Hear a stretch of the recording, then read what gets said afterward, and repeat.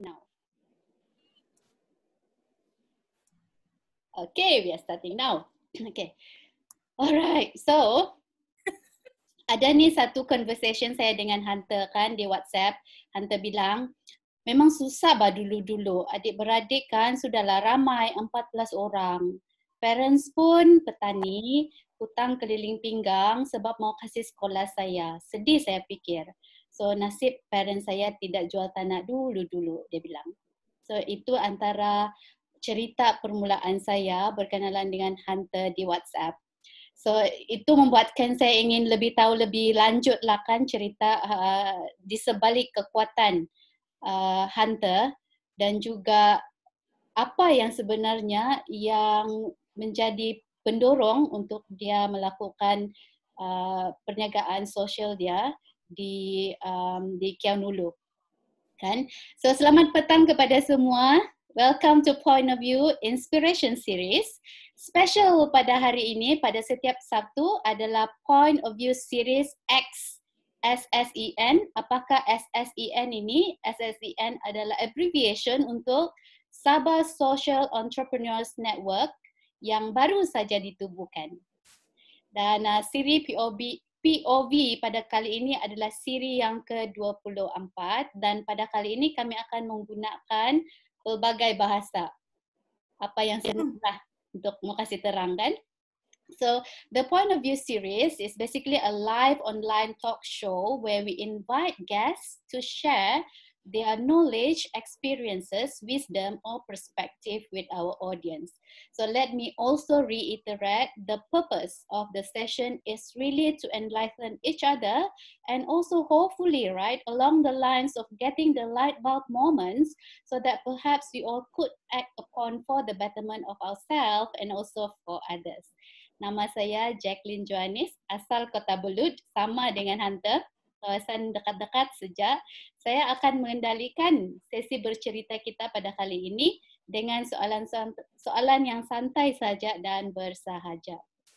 Selain itu, seperti yang anda lihat di kaca skrin komputer ataupun phone, bersama dengan kita pada kali ini adalah Nina Osman ataupun Mommy Goose.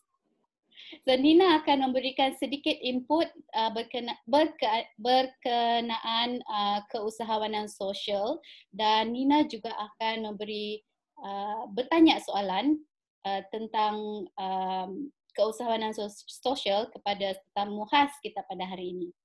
To our viewers, thank you so much for your support and most importantly, our live viewers, thank you so much for dropping by. We hope that however long that you choose to listen to us, you'll gain something out of it. So dalam konteks ini, saya rasa kalau kita belajar sesuatu adalah lebih efektif jika kita bertanya soalan.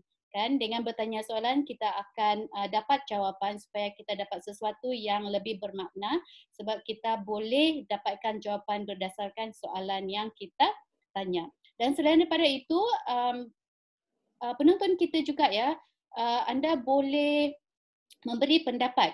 Sebagaimana untuk anda memberi pendapat dan bertanya soalan, anda boleh type atau you can key in your perspective or your opinions or your questions in the comment section.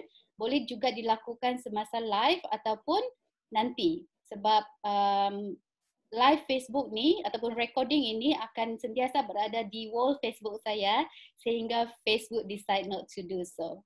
Right?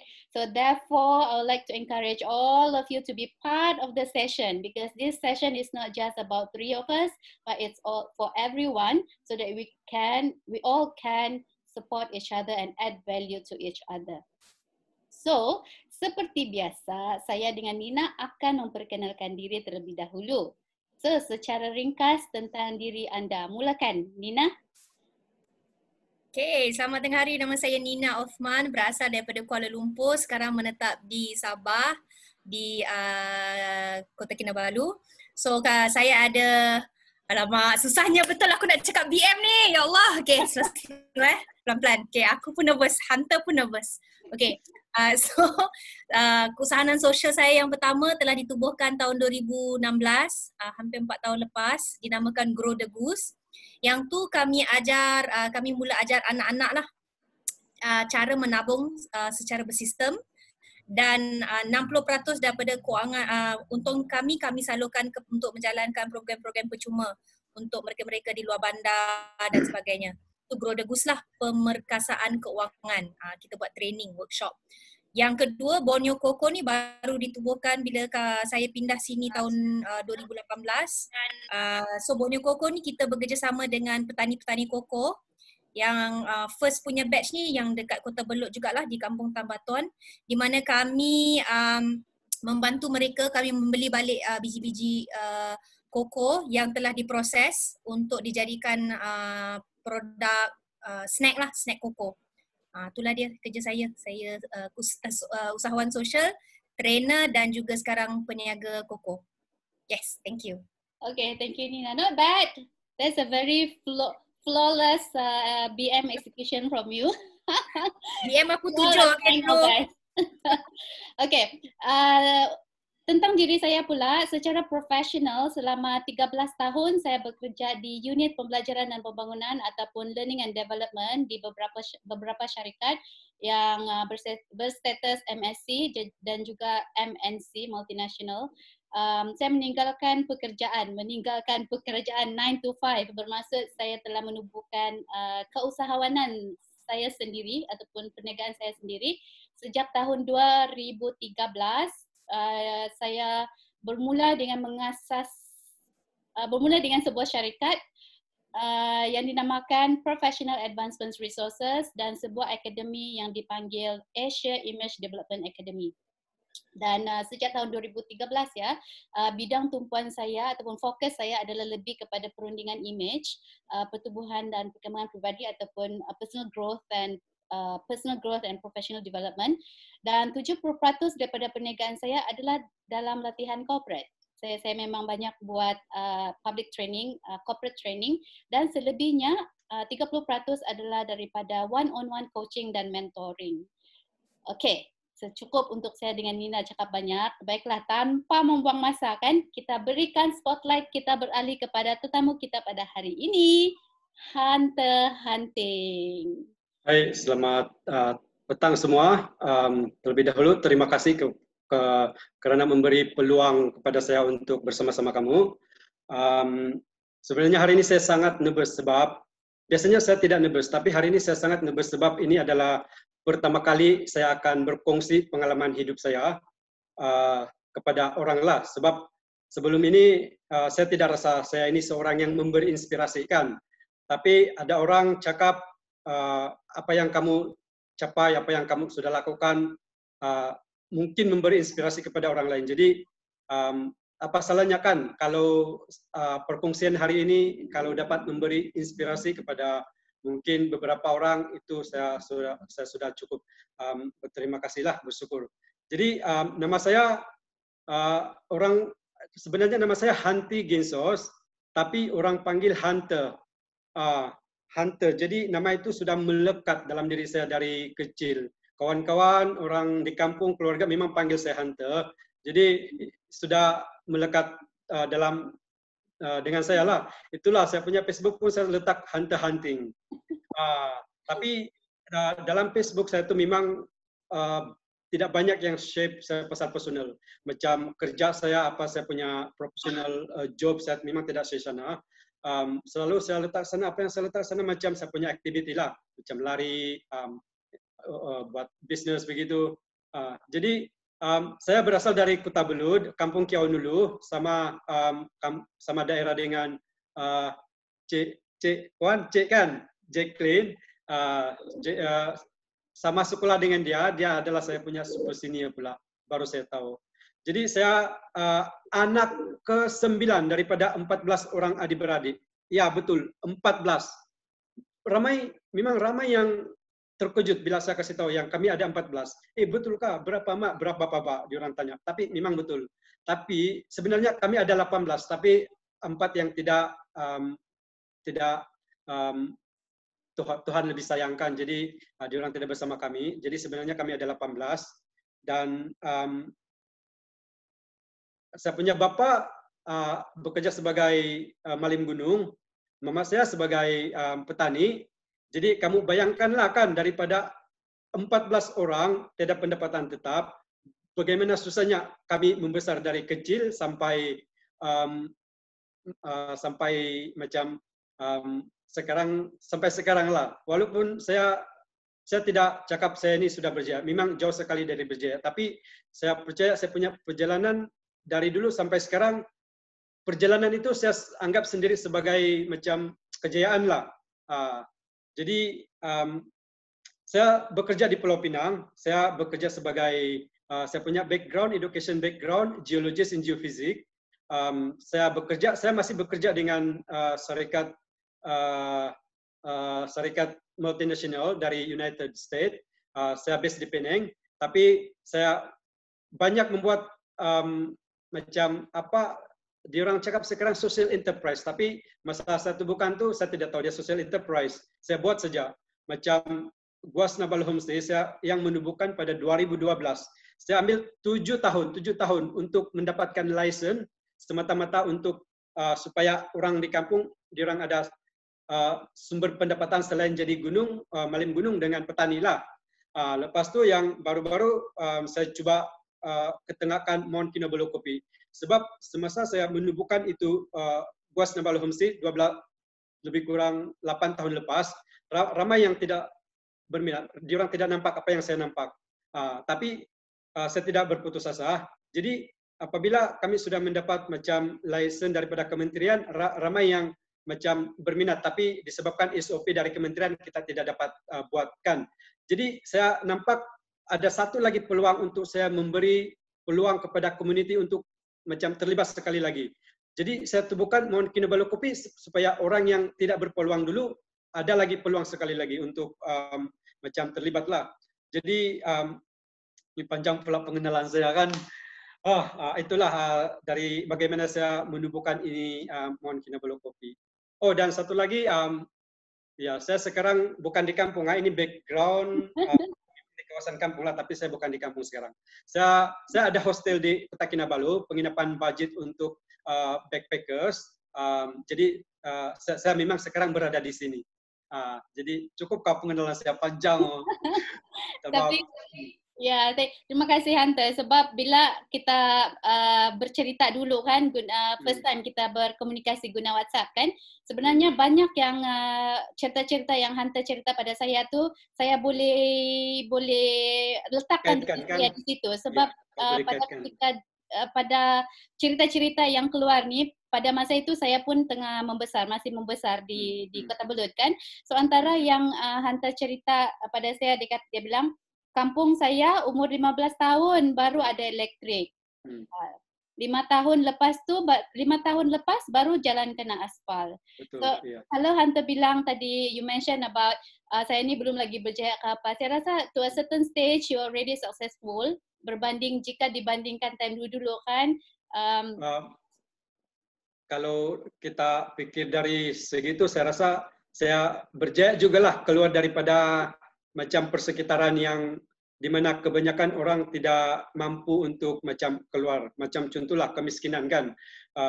Sebab kami 14 adik-beradik, mama saya dengan bapa saya terpaksa macam berhutang keliling pinggang untuk macam menyekolahkan kami kan. Masa budak-budak dulu memang pakai lampu pelita belajar. Lepas tu kami punya rumah bambu kan. Yang memang sebab lah kalau saya pikir balik, sebab dulu kami punya keluarga memang macam orang-orang tidak pandang, sebab sudahlah kami ramai kan. Lepas tu macam kadang-kadang mama bapa suruh pergi kedai untuk beli macam makanan susu kan, tapi orang yang jaga, kamu sudah banyak hutang, kamu tidak boleh lagi. Jadi memang macam rasa sangat sebab tengok siapa macam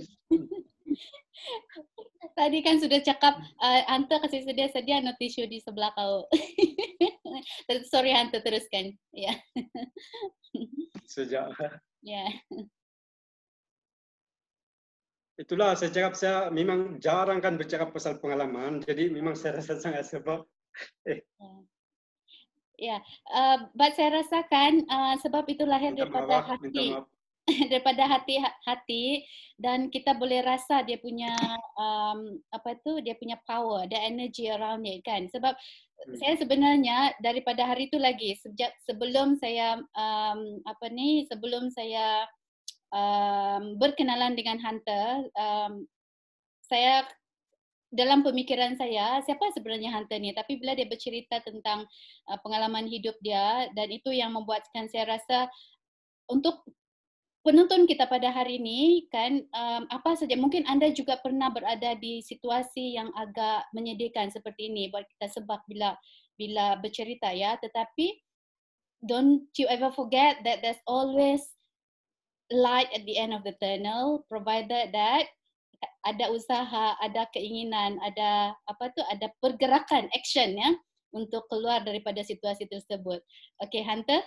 Saya minta maaf betul-betul sebab itulah saya cakap tadi, kalau memang saya tidak pernah bercakap dengan orang kan, selalu memang saya dengan macam family lah tahu. Jadi bila berkongsi dengan orang, otomatik saya memang akan rasa sebab macam saya cakap tadi dulu, keluarga kami memang macam orang tidak pandang lah sebab ramai kan. Lepas tu saya sangat berterima kasih lah sebab ramai kami punya saudara mara yang masih sanggup untuk berhutang, bagi kami hutang supaya kami, macam saya lah, saya boleh menyambung pelajaran. Saya punya abang kakak pun terpaksa berkorban dari segi pelajaran sebab memberi peluang kepada kami. Jadi itulah, syukur juga lah saya mampu berjaya melanjutkan pelajaran. Saya berjaya habiskan degree dengan master. Lepas tu saya ada rezeki untuk mendapat pekerjaan selepas sejak saya habis belajar. Jadi apabila saya sudah macam dalam keadaan yang saya boleh membantu mereka kan, saya memang rasa sangat-sangat macam bahagia. Perasaan itu memang kau tidak boleh gambarkan dengan kata-kata. Sebab orang yang pernah mengalami saja yang boleh merasa dia punya kebahagiaan lah saya cakap. Jadi saya syukur juga lah saya punya mak bapak diorang tidak jual diorang punya ladang dulu, tanah-tanah diorang. Sebab kalau diorang jual kan, contohlah itu ladang kopi kami sekarang, kalau diorang jual kami memang macam sehelai sepinggang. Pernah juga lah saya punya keluarga kena beli macam kamu banyak sangat adik-beradik, jual lah macam turut kena ni kan. Jadi itu yang saya rasa itu adalah perkara yang betul-betul membuatkan macam saya kuat lah saya rasa. Macam dia memang sebati dengan saya. Saya rasa itu yang membina saya punya jati diri lah, walaupun saya rasa saya ini memang tidak macam bukan hebat lah, tapi saya rasa kalau kamu ada kemauan, macam saya bukan bercakap pasal saya sejak kan, sebab di kampung-kampung kami ramai lagi yang berada dalam keadaan saya. Jadi kalau saya boleh keluar daripada keadaan itu, saya rasa diorang pun boleh kan. Jadi kalau apa yang saya buat sekarang, apa yang saya capai, walaupun tidak besar, tapi kalau itu memberi macam hidayah lah, macam hidayah atau inspirasi kepada diorang kan, saya rasa saya sangat gembira sudah. Okey sudah. Kita sudah berdebar ni macam tidak pandai mau macam loss of words kan, speechless. Sebab saya pun boleh rasa because kebetulanlah saya pun berada di tempat yang lebih kurang kawasan yang sama kan, Hunter kan. Semasa kita membesar pun kita dikelilingi dengan banyak sangat kekurangan, tetapi we are blessed. Most importantly, we are blessed that we managed to go out of those mindset dahulu, kan? Tapi saya memang bersyukur juga sebab saya rasa ibu bapa punya dengan keluarga punya doa lah saya mampu menghabiskan pelajaran. Lepas tu saya rasa saya telah memberi contoh yang baik kepada saya punya adik-adik dengan anak-anak buah. Sebab diorang pun sekarang ramai yang sudah macam berjaya melanjutkan pelajaran ke universiti kan. Macam kadang-kadang diorang punya diorang kasih tahu saya macam benda yang simple tapi benda tu menyentuh hati saya dan itu memberikan saya lebih motivasi. Contohnya macam anak buah saya kan, dia cakap keadaan keluarga kita sudah banyak berubah sejak kau mendapat pekerjaan.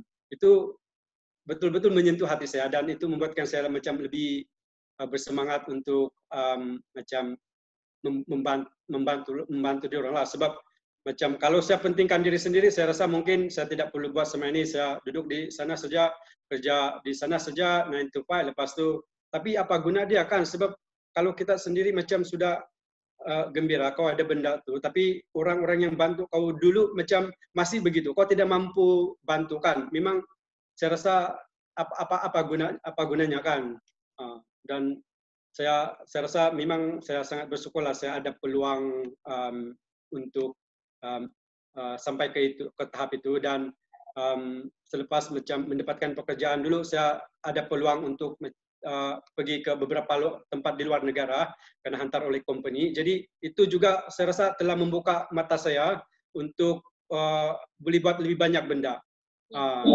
Jadi saya rasa itu memang salah satu faktor yang telah memberikan saya suntikan semangat untuk berbakti sesuatu lah kepada komuniti di kampung. Macam ada satu lah contoh lah saya kasih ya, mungkin dia tidak berapa, saya suka lah saya mau kasih kongsi. Macam hari itu saya kena 5 tahun lepas lah, saya kena hantar oleh company di India kan, ada tugasan kerja. Saya kena letak di hotel 4-5 bintang 1 bulan. Ada orang ambil kau, dia ambil kau pergi office, macam kau rasa, wih bagusnya enjoy, ada orang ambil. Tapi dalam masa yang sama saya punya pikiran memang di kampung, community. Jadi di mana-mana saja saya pergi, memang saya sentiasa kasih kaitkan dengan orang di kampung, apa yang saya boleh macam buat sesuatu lah untuk diorang. Wow, ya saya pun sangat setuju tentang kalau kita kaitkan power of a role model. So apa yang berlaku sekarang ni, macam saya pun saya berjaya keluar daripada kempopong mindset yang dahulu disebabkan saya ada seorang role model di keluarga saya yang adalah orang pertama yang pergi ke luar negara, belajar di luar negara dalam keluarga saya. So itu why saya ada inspirasi untuk keluar daripada keadaan saya pada ketika itu. So soalan saya seterusnya adalah lebih kepada untuk Nina, kan? Nina, because social enterprise ni adalah sesuatu yang pada masa sekarang mungkin sudah agak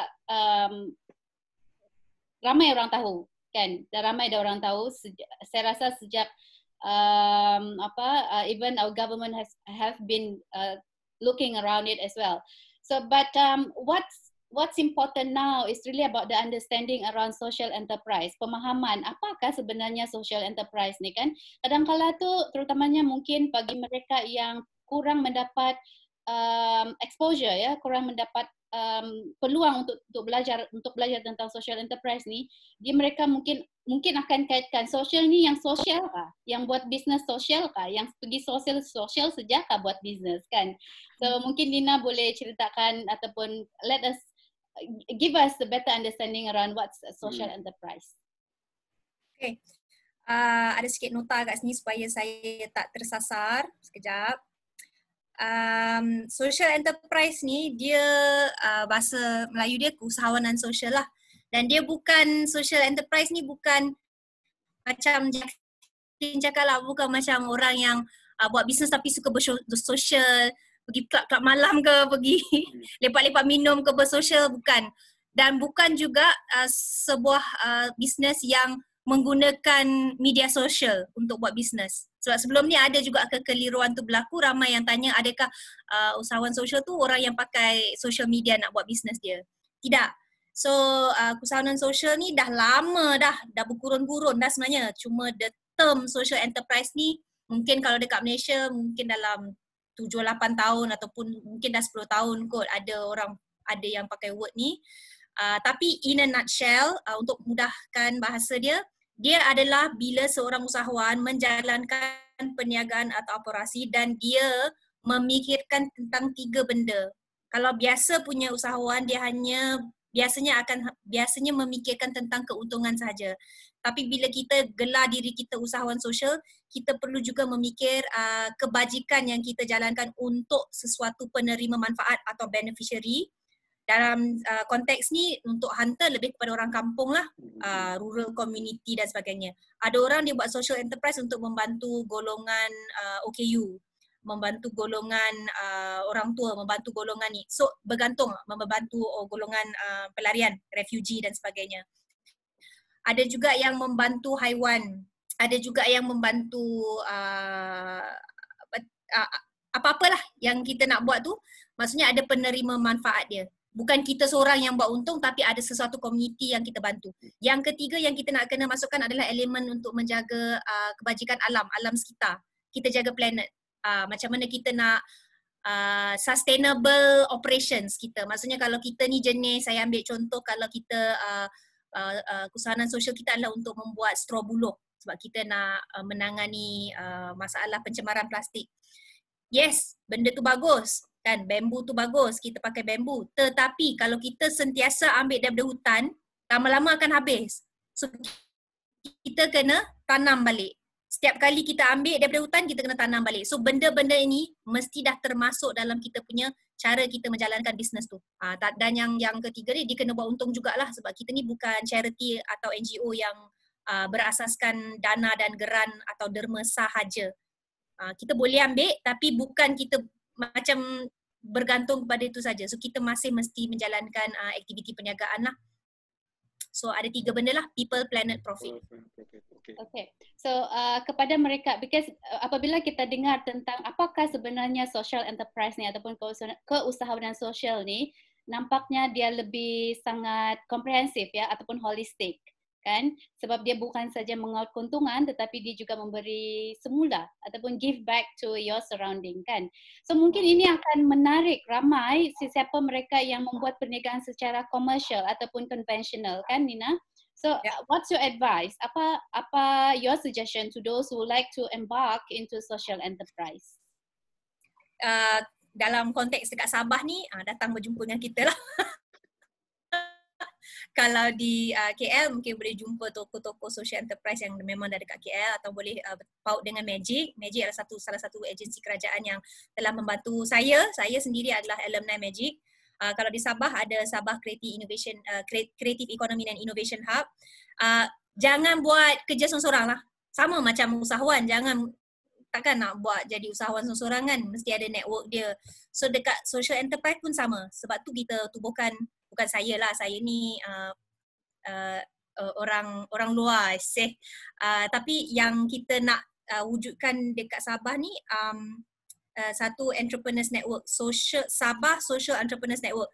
Sebab semenjak saya pindah kat sini, walaupun saya dah buat social enterprise ni dalam nak dekat 5 tahun, bila saya pindah kat sini, saya tengok sebenarnya ramai yang dah menjalankan social enterprise tapi dia tak tahu pun yang dia buat social enterprise. So ramai pun tanya balik, kenapa nak kena declare social enterprise? Apa bagus dia jadi social enterprise? So mungkin benda tu ramai orang yang tak faham lah kenapa nak kena declare social enterprise. Tapi itu nanti kita boleh terangkan, I don't know whether nak terangkan sekarang. Tapi bila masuk nanti network ni, join lah orang-orang macam Hunter, ada Johnny T, Zazila, ni 3 orang lah yang founder Sabah Social Entrepreneurs Network ni. Nanti boleh tanya lagi lah dekat komen section. Terima kasihlah sebab usaha Nina juga kan. Saya rasa kalau bukan Nina dengan Bibi semua tu, saya rasa kami pun tidak tahu apa itu social enterprise. Dia timing dia right lah. Timing dia ya, puzzle tu, jigsaw puzzle tu dah macam mula bersambung lah. Bagus. Did that answer your question? Yes. Thank you so much for that. I have a few more questions, but I would like to ask answer pula Hunter. Hunter pula kan. Sebab saya mau kasih link dengan apa yang Nina cakap tadi. Sebenarnya di Sabah ada sudah ramai orang yang sudah melakukan perniagaan. Sebenarnya mereka melakukan social enterprise ataupun keusahawanan sosial tanpa mereka sedari. Dan itu berlaku pada Hunter sebelum ni, betul? Ya. So apabila Hunter sudah berkenalan dengan keusahawanan sosial, kan Hunter, apa yang sangat memberi kepuasan?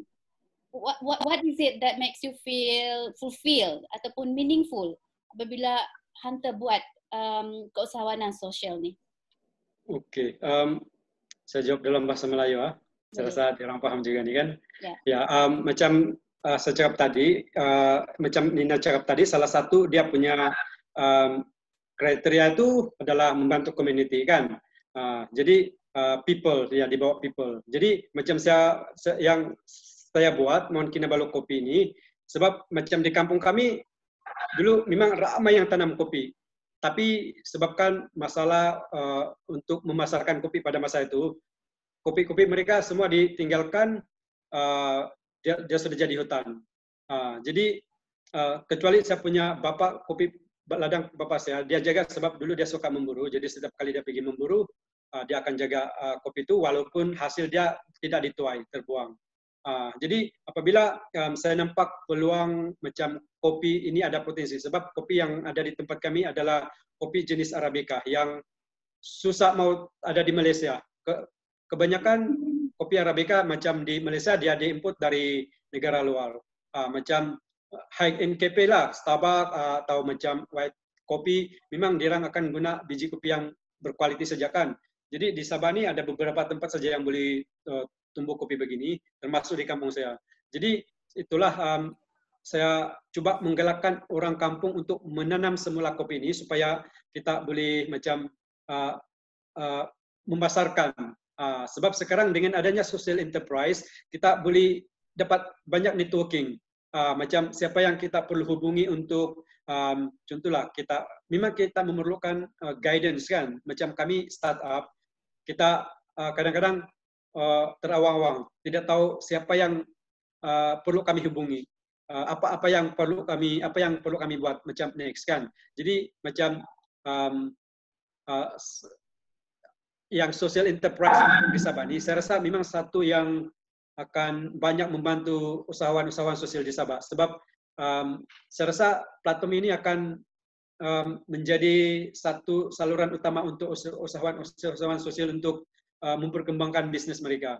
Macam contoh di kampung saya itu yang kopi itu kalaupun diorang tanam semua, tapi kalau saya tidak dapat pasarkan, itu pun macam tidak akan memberikan apa-apa hasil kepada komuniti kan. Jadi dengan adanya social enterprise networking ini, dengan kerjasama apa tadi itu yang social creativity in Creative Economy and Innovation yang Innovation Hub itu kan, saya rasa diorang boleh kasih link kami dengan mungkin NGO atau badan-badan kerajaan yang kami boleh macam approach lah kan. Sebab kami startup mana tahu benda-benda begini ni. Jadi saya harap social enterprise networking yang baru ditubuhkan ini akan terus macam berkembang supaya lebih ramai usahawan social enterprise yang boleh kita bantu. Menjawab kata soalan macam terlebih kan? Okey bang. Sebenarnya pada itu kan Hunter, so kita mau we want to learn from you kan, apa yang sebenarnya kekuatan dalam diri Hunter ni. Salah satu tadi Hunter ada ceritakan sebab you want to give back to the community kan, mau supaya bukan Hunter seorang saja ataupun keluarga Hunter saja yang berjaya, tetapi sekeliling di kampung ya, di Kiau Nulu. Okey, cerita sikit Kiau Nulu tu di mana Hunter? Okey, Kiau Nulu tu di daerah Kota Belud. Dia kalau dari Kota Kinabalu dia lebih kurang 2 jam 30 minit pemanduan. Dan di kampung itu lebih kurang ada 100 keluarga. Jadi jumlah keseluruhan dalam kampung tu termasuk anak-anak muda yang telah berhijrah ke bandar lebih kurang dalam 1,000 lah. 1,000 semualah. Sebab di kampung saya memang keluarga besar-besar. Macam yang generasi lama kan. Satu family average 10 orang. Macam kami tadi 14 kan. Average di kampung masa generasi dulu 10 orang. Jadi di kampung tu macam cerita kawasan kampung di berdekat dengan Gunung Kinabalu kan? Ya, betul-betul di kaki Gunung Kinabalu. Selepas Pekan Nebalu kan, sebelum Gunung Kinabalu dia akan ada simpang masuk Kiau. Dia di sana di kawasan bukit tu kalau malam memang sejuk macam saya yang sudah lama di bandar kan, kalau saya balik kampung mesti saya pakai 2-3 lapis juga selimut tidur. Tapi di sana kebanyakan memang 99% lah orang dusun, kecuali yang sudah ada berkawin campur. Kebanyakan diorang petani dan pemandu pelancong di Gunung Kinabalu. Saya dengan Nina sudah sampai ke kampung. Jadi kamu sudah tahu lah kan. Tapi pergi apa tu Nina what is that Everything Pineapple, another social enterprise. Nanti itu kamu boleh pergi ladang kopi lagi. Sebab sekarang kan masa saya mula-mula tubuhkan ini Mohon Kinabalu Kopi, tinggal bapak saya saja yang ada ladangkan. Sejak saya buat coba perkenalkan ini Mohon Kinabalu Kopi, sekarang ada sudah lebih 10 keluarga yang menanam semula kopi, dan saya punya target 30 hingga 50 keluarga lah yang tanam semula kopi. Sebab saya percayakan kalau adanya networking ni, kita punya hasil kita boleh kasih komersialkan. Macam dulu-dulu kita jual 12 ringgit, 15 1 kilo memang tidak berbaloi. Orang tinggalkan sebab memang tidak berbaloi kan. Padahal jenis kopi ini di Starbucks diorang input 1 kilo 90 ringgit. Jadi ini yang saya cuba bagi paham sama orang kampung. Saya mau coba bagi diorang paham potensi kopi ini. Tapi sekarang saya gembiralah. Sekarang ada sudah lebih kurang 10. Harap-harap sebelum hujung tahun ini lebih kurang 30 sudah pemilih yang tanam semula kopi. Tapi itulah saya harap saya dapat buat networking dengan orang yang boleh bantu kami mengkomersialkan kopi ini lah. Kalau tidak kami pun macam saya pun susah mau cakap. Saya ada soalan, boleh tanya tak? Boleh. Ya, sure. Soalan dia is, so sekarang ni daripada satu keluarga yang tanam Arabica, sekarang dah ada 10 keluarga yang you promosikan untuk tanam Arabica. Ya, And diorang sudah start tanam sebab diorang nampak daripada apa yang saya cuba sampaikan, diorang sudah nampak potensi sebab diorang nampak saya selalu pergi jual kopi sana sini, promote besar-besar begitu, diorang tanpa saya suruh pun diorang sudah tanam. Ya, tapi Arabica ni apa special dia? Maksudnya dia boleh tumbuh dekat kawasan gunung saja kan macam mana? Ya, Arabica ni dia cuma tumbuh di ketinggian lebih kurang 800 meter ke atas dari paras laut. Dia perlu kawasan yang sejuk dengan taburan hujan yang tinggi. Sebab itu macam di Malaysia, kawasan macam di Kundasang, kawasan kayak Gunung Kinabalu itu memang sesuai untuk tanaman Arabica. Macam di bawah 800 meter ke bawah itu kita masih boleh tanam Robusta dengan Liberica, tapi kita punya penggunaan worldwide coffee consumption kan 70% Arabica, 28% Robusta, 2% Liberica. Tapi di Malaysia kita punya pengeluaran kopi 90% adalah Liberica. Jadi 10% benda yang paling Robusta. sikit. Ya, paling sedikit yang macam kalau dari segi kualiti yang paling rendah lah. Arabica belum lagi masuk dalam statistik di Malaysia punya pengeluaran kopi sebab dia diusahakan secara kecil-kecilan macam penduduk kampung kan, diorang jual pergi tamu. Jadi memanglah tidak masuk dalam statistik. Jadi ini yang saya coba mau buatlah. Kita ubah itu statistik yang 90% Liberica, 10% Robusta, kita komersialkan Arabica. Nanti dia masuk statistik, kita punya KP restoran tidak perlu bergantung sangat dengan kopi import dari negara luar. Kita kalau boleh, kalau dia support, kita supply kita punya local Arabica coffee bean. Sebab kami sudah bekerja sama dengan Universiti Malaysia Sabah. Diorang sudah tolong kita buat R&D dan diorang masih lagi buat R&D untuk mengkaji kita punya kualiti kopi ini sama atau lebih bagus dari yang dari import di luar. Tapi dah dapat jawapan ke belum? Ada peluang lah. Ada potensi. Belum, dah dapat jawapan ke belum? Jawapan apa itu? Jawapan daripada UMS, kita punya kopi lagi bagus ke tak? Tengah menunggu, tapi dia sudah tahu kita punya asal-usul kopi itu dari mana, DNA dia. Betul kah? Dari mana? Brazil. Sudan? Ya, Sudan. Okay, kopi ini dia punya origin di Afrika lah, di Ethiopia. Jadi Sudan itu memang di benua Afrika. Kita punya DNA kopi itu dari Sudan, tapi kita dapat kopi itu saya rasa dulu-dulu tahun 60-an, 70-an kita punya kerajaan Sabah bawa kopi kan dia bagi petani, tapi itulah diorang bagi subsidi, tapi diorang tidak macam buyback guarantee. Jadi itu yang orang kampung dia tinggalkan sebab mau menuai kopi ini, dapatkan kopi dari biji sampai minum dia 3 minggu paling cepat. Lepas tu menuai dia setahun sekali saja. Jadi itulah kalau tidak berbaloi buat apa, macam tanamkan. Jadi itu yang saya cuba untuk ubahlah persepsi orang dan bagi orang kampung tengok itu potensi. Sebab saya nampak memang ada potensi. Macam mana saya membuat itu mungkin saya ada banyak sangat potensi, definitely. Yes, Nina. Berapa lama dia nak daripada tanam sampai berbuah tu? Berapa tahun? 3 tahun. Ya. Okey, Kalau tanah ngam subur 3 tahun boleh dapat. Ya. Jadi lepas tu tiap tahun dia akan sentiasa berbuah.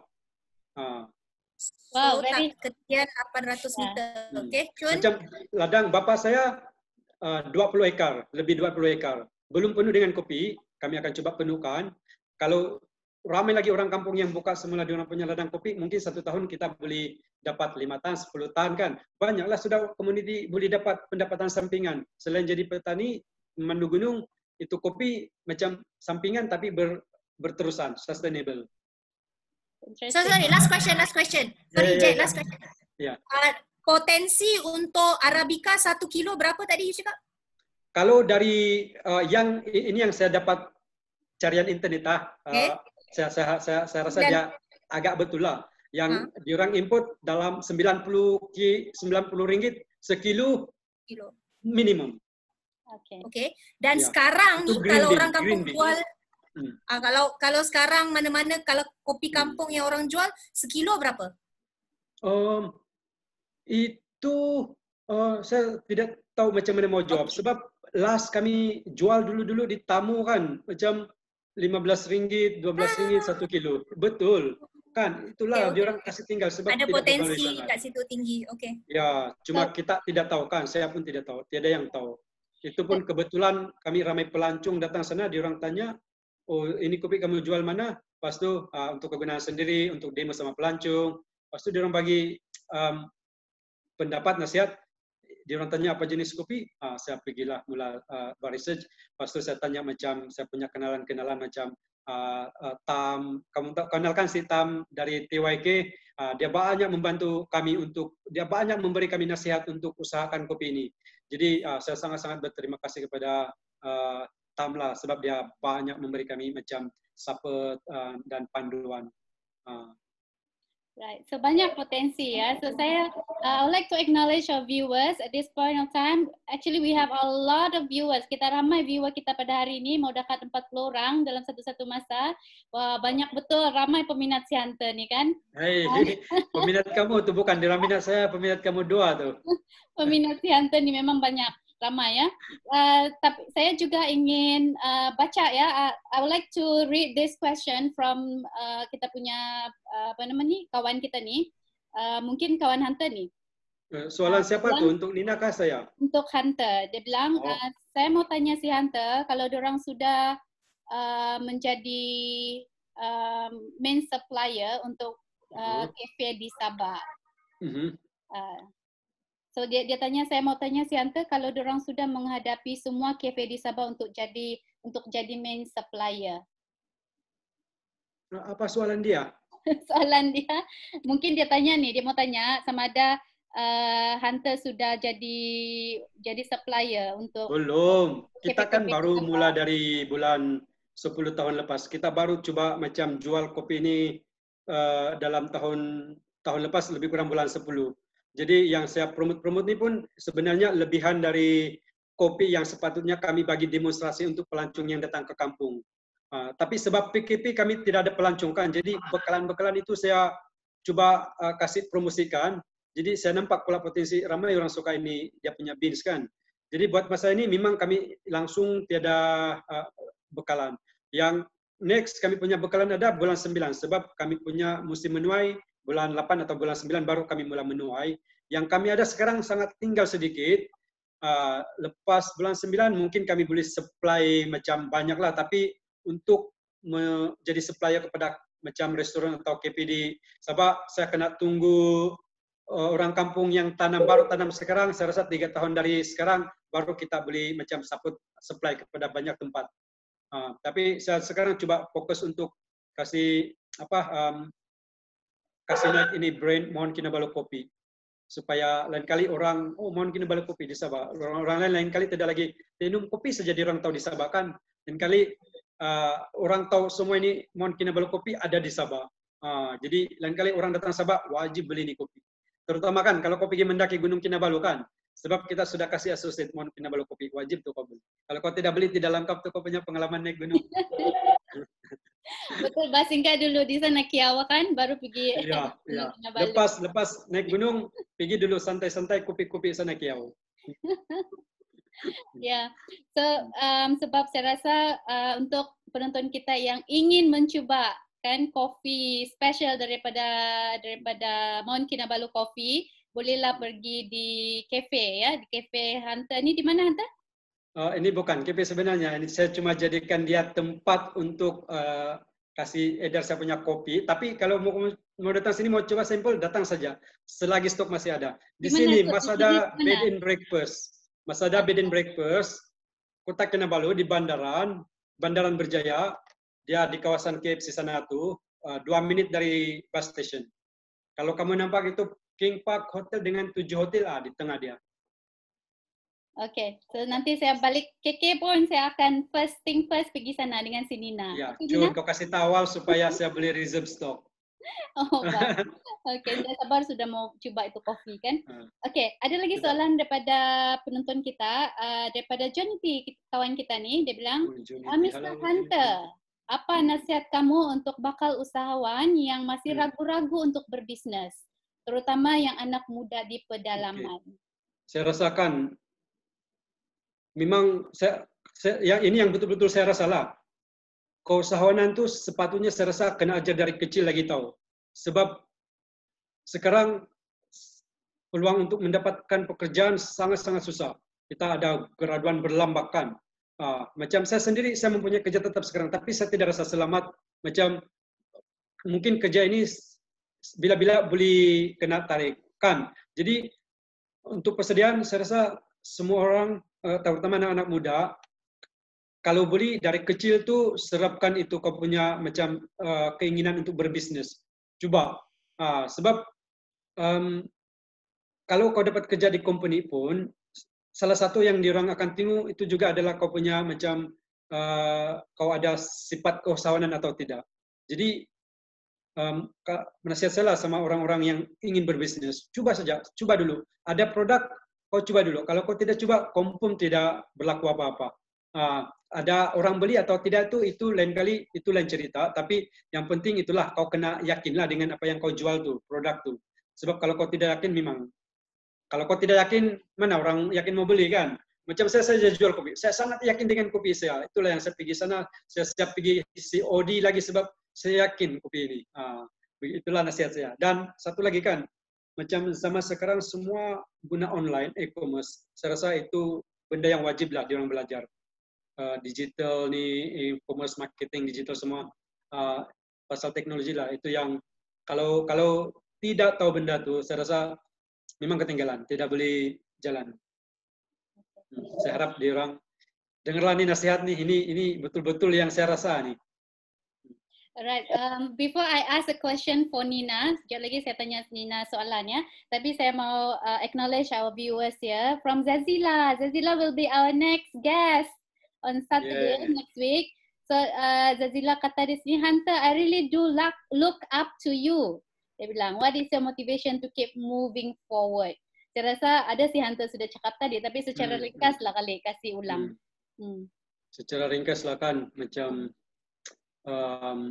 sentiasalah berpikir apa yang kau boleh bagi keselesaan atau kebahagiaan sama orang tua, keluarga dengan community. Sebab saya rasa macam saya sendiri memang selalulah, memang juga selalu saya rasa down kan, macam rasa putus asa. Tapi saya akan ingat balik, kenapa saya buat benda ni? Macam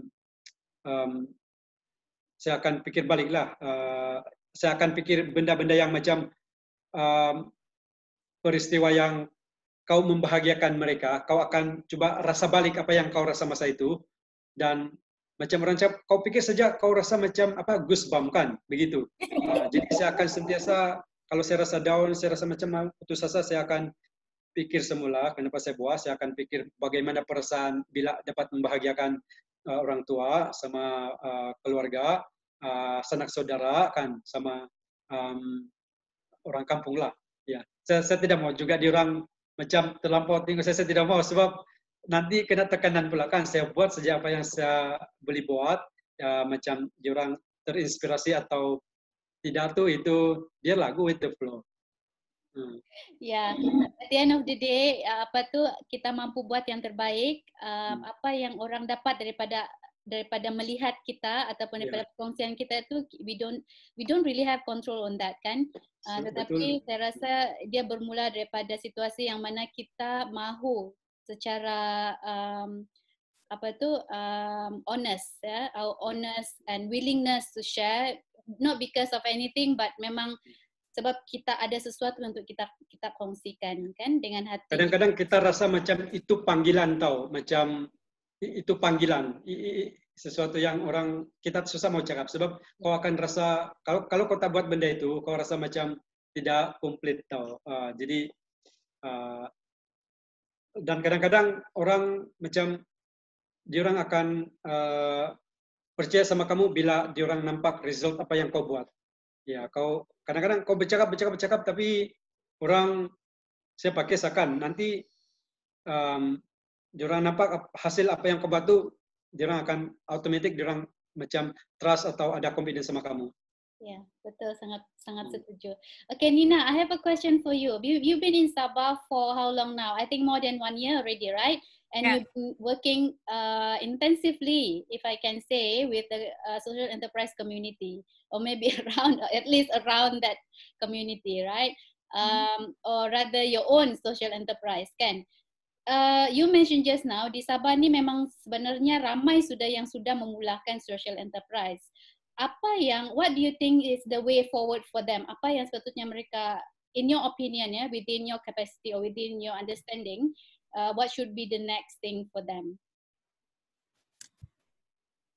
Saya rasa lepas ni ramai orang tak suka saya lah, tapi tak kisahlah. Sebab saya kena berterus terang dan saya nak jujur. Sebagai seorang at the end of the day, point of view is really about honesty, and it's really about coming from what do you see without putting or sugarcoating everything, right? So it's really about beyond your understanding. Others might have different opinion, be it, everyone has got their own opinion, so therefore whatever that you have, we would like to hear from you. So saya punya pendapat, sebab saya pindah sini macam tadilah dah ada pengalaman buat social enterprise. Sebelum tu saya memang usahawan dah 14-15 tahun.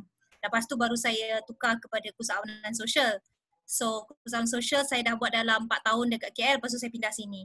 Bila datang sini memang orang Sabah ni saya rasa lah dia sangat takut lah. Dia sangat takut dan dia sangat malu. Aku pun tak tahu kenapa. Macam ni si Hunter ni nak suruh datang interview ni, dia punya nervous tu, ya Allah. Tapi sekarang dia tak boleh berhenti bercakap kan. I think it's that first step. Saya rasa lah mungkin itu yang missing.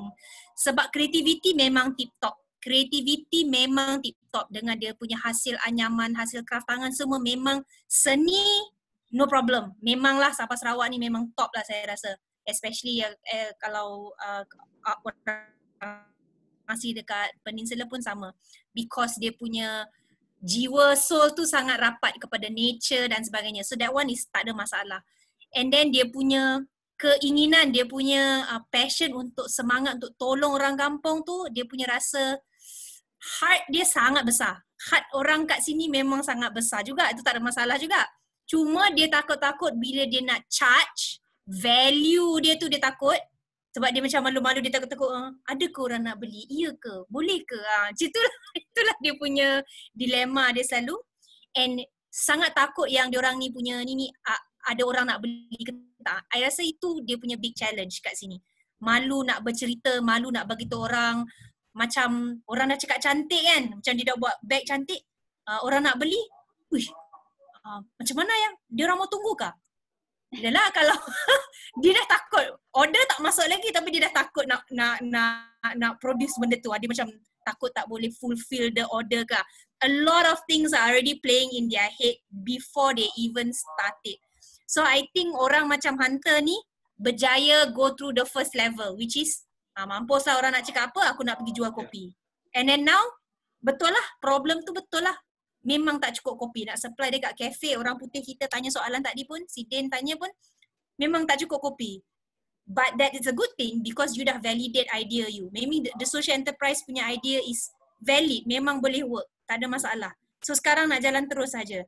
So to answer your question, that's what I see lah. Dia punya perasaan malu tu kena kikis sikit. Bukan nak suruh jadi belagak sombong ke apa, tapi mungkin kena confidence sikit dengan produk because the value is very tinggi and you have very quality products. Dekat sini memang hasil seni dia sangat bermutu tinggi lah. Itu saya punya pendapat. Right. So Kita memerlukan guidance yang berterusan lah, exposure. Sebab itu masalah utama saya rasa di Sabah ni. Alright, yeah. I would like to acknowledge our viewers again. In fact, Nina, your statement also validated by one of our viewers. Kita punya viewer ni bilang terpaksa terima kenyataan, pemalu, takut. Sebenarnya dari kita saja betul kan, Hunter kan? Ya. Kadang-kadang memang begitu. Saya pun begitu. Tapi last macam itulah saya pun. Kalau saya tak buat, memang tak berlaku apa-apa. Jadi saya kikis tepi itu saya punya mainan di kepala yang apa orang akan anggap macam persepsi orang lah kan. Sebab sebelum kita buat benda tu kita sudah macam bayangkan orang akan pikir-pikir begini kan. Jadi memang saya pun ada benda tu, tapi saya berjaya kikis, saya tak habis buang saja, saya buat saja. Yang penting benda itu macam tidak mematuhi undang-undang, benda tu betul, saya buat saja. Yeah. Nampak juga lah hasil dia, orang pun macam very supportive. Bagus juga, kena go all out lah. Betul. Saya sangat setuju sebab saya pernah melalui keadaan seperti itu yang mana pemalu sangat mau diam-diam sejak kan, tetapi sebenarnya selagi kita tidak cuba perkara itu kita tidak tahu setakat mana kebolehan kita kan. Betul. Yeah. Been there done that kan. So I'd like to also acknowledge one of our viewers ni, dia bilang Samsul Samsul Alam, dia bilang I think this is referring to Hunter. Orang bilang itu big why. Betul. If you can find your big why, kalau anda boleh kenal pasti kenapa, apa sebenarnya yang membuatkan anda melakukan sesuatu tu, itu yang apa saja di hadapan anda pasti akan lakukan setakat yang boleh kan, sebaik yang boleh, bukan setakat yang boleh, sebaik yang boleh, termasuklah juga kasih hilang itu perasaan malu kah, perasaan takut kah. Betul. You always go back to the big why. Kan? Betul lah. Saya harap lebih ramai orang, terutama orang-orang di kampung atau usahawan social enterprise sana dapat cari diorang punya big why supaya jangan mudah putus asa lah. Jack, boleh tak tanya satu last soalan? Yes. Okay. Hunter, this is just an activity soalan untuk for saya you. Kak? Yes. Okay. Satu aktiviti mencabar engkau. Saya nak cabar you. Saya nak awak share dekat kita punya program hari ni 5 benda that you are very proud of in your life. Dalam lifetime awak ni, 5 benda yang awak sangat bangga. 5 saja. Okey lah, nak lebih pun boleh.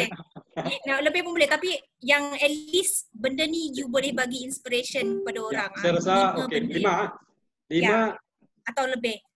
Okey. Saya rasa saya orang pertama di kampung saya yang pergi ke United States. Saya di sana sebab urusan kerja dan itu memberikan saya macam satu saya rasa memang saya bangga lah sebab saya daripada orang kampung boleh pergi ke United States kan, itu saya rasa saya bangga. Lepas tu saya bangga saya mampu mencapai at least tahap macam degree master. Saya berjaya mendapatkan master saya dalam bidang geofizik, walaupun saya dari orang kampung.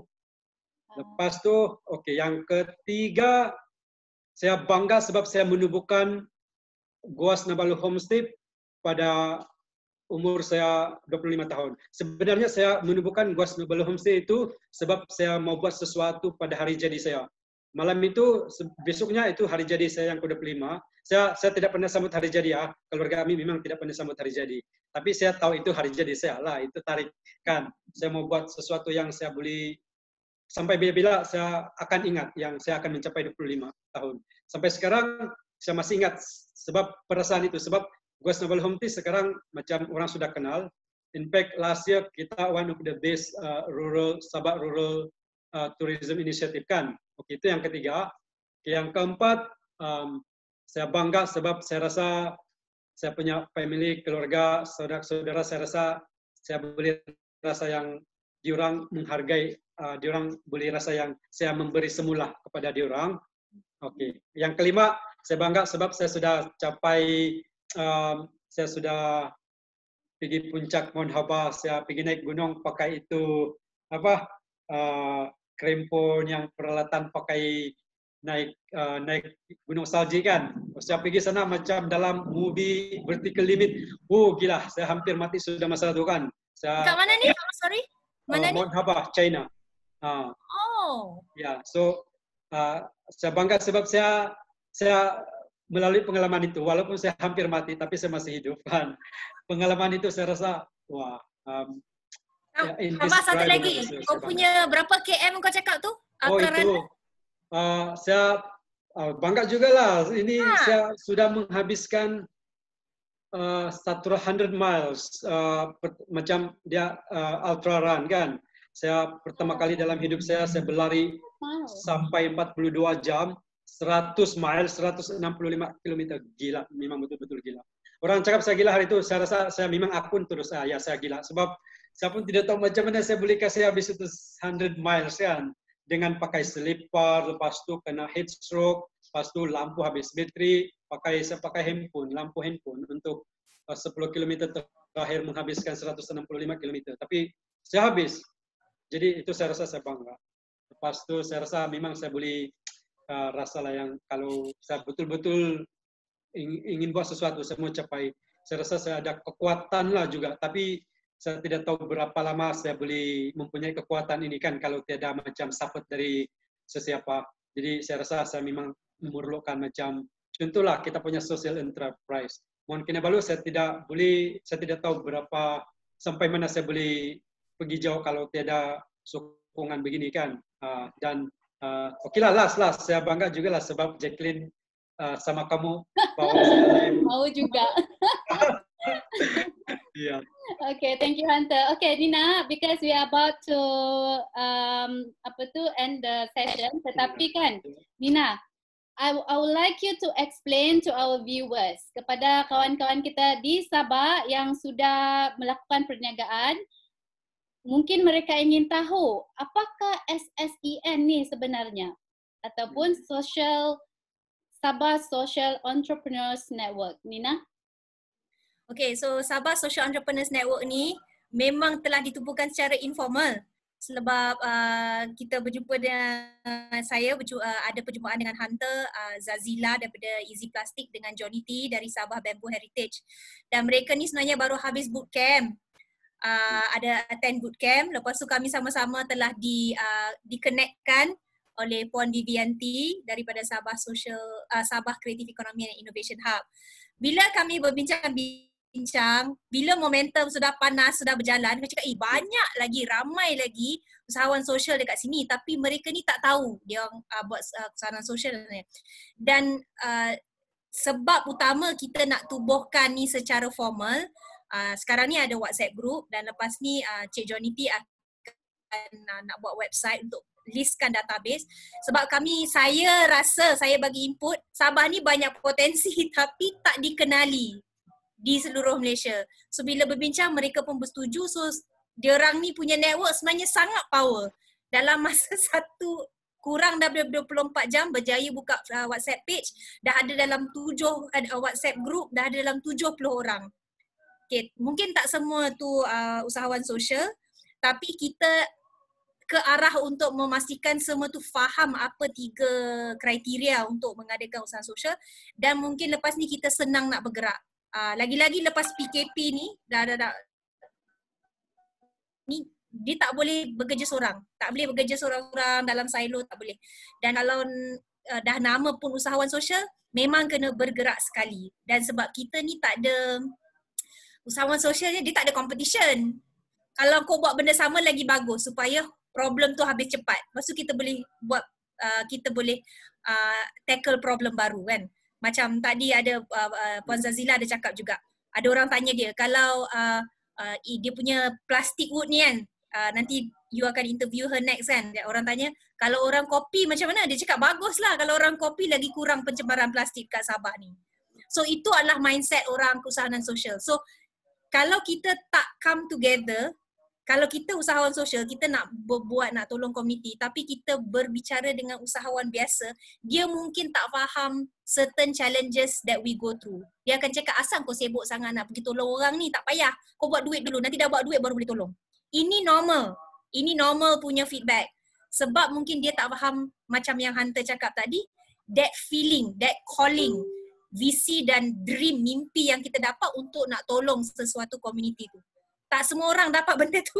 Itu yang saya alami lah selama nak buat social enterprise ni.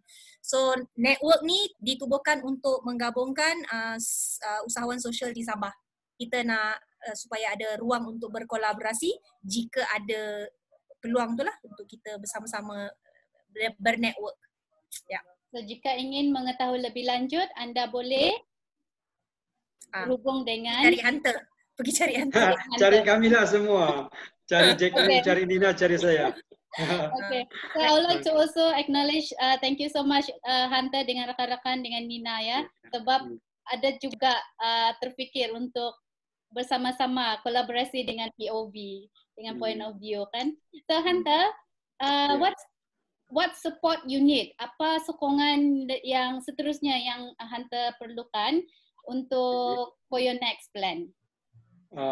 Next plan memang kita sudah berbincang dengan Nina dengan Vivi yang kita akan meneruskan coaching dengan diorang sebab macam dari saya punya sendiri saya memang memerlukan orang yang boleh membantu kami untuk memperkenalkan lagi ini Mount Kinabalu Kopi sebab saya tidak mempunyai macam networking yang sebab saya baru macam startup, saya tidak mempunyai networking yang boleh membantu saya ke arah itu. Jadi saya rasa dari segi macam macam mana bantuan kah atau apa-apalah yang boleh bantu kita supaya Mount Kinabalu Kopi ini akan macam orang kenal satu hari nanti. Macam orang kenal lah dia akan jadi orang bukan sahaja mau tapi dia boleh kasih orang pun rasa bangga kalau macam ini produk Sabahan, dia kasih associate dengan Sabah, orang pun akan rasa bangga. Begitu. Saya rasa dari segi macam publicity, marketing, itulah tu. Okay. Good that ramai kita punya penonton ni sebenarnya dan sebahagian daripada mereka adalah rakan-rakan kami, saya dengan Nina ya, and mereka ni professional dan ada dua orang yang saya perasan di sini. Contoh, saya boleh sebut nama Puan Rumaizon Abdul Malik. I think you are the right person to answer Hunter's plea for marketing, visibility and branding, product branding. I don't know whether you're listening, but Rom. Yes. And nak tambah ada Fauzia Sultan juga, PR strategist dekat situ, boleh tolong. Dia pun ada social enterprise dia sendiri, Uniforms for Us. Tolong bantu usahawan sosial di Sabah ni, Puan Fauzia. Dan ramai lagi rakan-rakan kami yang sebenarnya di sini, they all are very professional. They are professional in their field. Good that thank you so much for dropping by, right? Thank you so much for your support. In fact, we have also my good friend here, Muhammad Syafiq Shures. I think he's also one of the coaches, ya kan? Kamu dulu kan, kamu masa inovasi apa? Training, kan? So, yeah, a few more. And also Jeffrey Tan, Mangan Nopo dia bilang. Pemuning. Yeah, I call him Pemuning. And a few more people here. Masuk tu. And also translation. Temuning, apa tu Anta? Binatang. Apa? Temuning? Ya. Temuning. Itu apa nama? Temuning itu haiwan. Ya. Dia punya nama kah? Temuning? Tidak, panggil dia Temuning. Tapi Nina tidak tahu apa itu. Oh, apa? Ada soalan dia? Tidak. Cakap Temuning sakap bah. Apa ni? Oh, Not to Kita forget, belum lagi bercakap Sabah kan, kita belum lagi bercakap dusun. Untuk apa nak pembaros dusun yang harana muhat ke, pembaros na dusun ay Jacqueline aw nakarating ay tulo nam ini nang aw Karati nakarating. ako nga, amo kamila takuri momoros. Oh. God. Sorry po. Kangam kantala kago kay harahat untuk iti Sabah, imiagaliti supaya orang Sabah nga ikapaham inu paberasan dati. Iri nagi. And I would like to also acknowledge our friend here, Lina ISO, kan, untuk maybe professional advice on the ISO procedure SOP. Dan ramai lagi. Saya pun tidak boleh sebut one by one here sebabnya ramai di sini. Yeah. So at the end of the session, thank you so much Hunter dengan Nina. Sebenarnya kan ramai lagi yang mau tahu nih, tapi kita sudah berjanji hanya ada 1 jam saja. Tetapi bukan bermaksud Hunter tidak boleh dihubungi atau Nina tidak boleh dihubungi. Mereka 24 hours available. Ay, jangan 24 hours. Susah tu. 24 hours available on social media. Sama ada online atau tidak sajalah. Kan? So you can always ask questions. Ya, boleh. Thank you so much for viewers. Terima kasih semua. Terima kasih Jacqueline. Terima kasih Nina. Berjumpa lagi di alam yang betul-betul lah. Real, bukan maya. Ya, saya suka itu alam yang betul-betul kan. Memang semua kita perlu tuh alam betul-betul. Now just PKP ini kan. Okay, so yeah, for our viewers, thank you so much once again for dropping by. On Saturday, next Saturday, we'll have another personality from SSEN, Sabah Social Entrepreneurs Network. She will be talking about her business and also about how she managed to get out from Keningau. This time around, dia daripada Keningau. Hari ini Kota Belud. Minggu depan pula daripada Keningau, juga daripada pedalaman. Dan dia pun ada banyak cerita-cerita yang saya rasa sangat memberi inspirasi kepada semua kita di sini. Dalam keadaan, sebab di Sabah ni, kalau bilang kata pedalaman tu, memang lain sangat pedalaman dia compare to pedalaman di Semenanjung. Ya, sebab saya pernah pergi pedalaman di Semenanjung, dia punya jalan tu cantik saja. Air dia ataupun dia punya keadaan kampung pun cantik saja. Coba pergi pedalaman di Sabah kan, Hunter kan? So it's totally a different environment, ya. So alright, so I think we end the live session now. Alright. Thank you everybody. Terima kasih. Thank you Hunter, thank you Jack. Bye. Take care. See you next week, insyaAllah. Ya. Bye. Bye. So I end the live Facebook now. Ya, kau kasih end lah. Leave. So, okay, sudah. Kita Nanti Hunter. Oh, jangan leave. Jangan leave, itu online saja. Kan saya sudah kasih tahu tadi kan, saya memang kalau cerita mula-mula tu memang saya rasa sebab first time saya cakap sama orang biasa saya sendiri saja kan. Jadi minta maaf lah tadi, aduh. No, it's okay. Baguslah tu, barulah kita rasa macam betul-betul real. Tapi betul lah, memang real kan. Jadi tidak juga lah jatuh kemacuan kan. Tidak. Lagi maco kalau orang lagi suka, perempuan lagi suka, lagi maco. Lagipun barulah ada macam apa, dia punya emosi special lah, dia punya sharing tu. Bukan kena rehearse. Bukan kena buat-buat lah kan. Macam tu ya. Oke juga lah kan semua tadi. Okay. More than okay. Okay Nina, you want to say something? No, bagus. Ini for first interview kau untuk ni bagus lah. Tapi the emotion stay. Tapi mungkin kau nak improve kau punya things that you want to highlight. Untuk future. Yang untuk this program memang very good. Memang tak apa, memang program ni untuk inspirasi dan cerita pengalaman hidup. So, very good already. But after this, mungkin kau nak highlight about Mount Kinabalu Coffee. Tadi towards the end tu apa benda Mount Kinabalu, kau ambil peluang sikit lah. Kau ambil peluang cakap.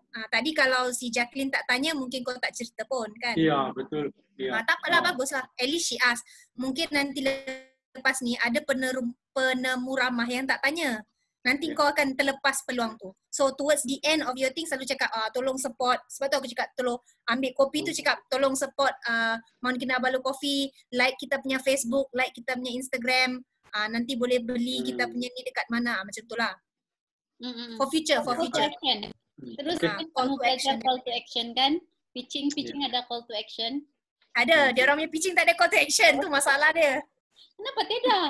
Dia buat Ada, dia orang apa? just pitch idea je. Dia orang pitch idea je. Oh, okay. So that's the thing lah. It's about what? It's about library of idea for what? That lah, the innovation, the whatever lah. Tapi untuk call to action, untuk nak pergi ke ni, they don't, according to Zila, they don't. It's not the lah. Tak ada. Okay, tak apa, Hunter, good job lah. Serius, aku pun termenangis.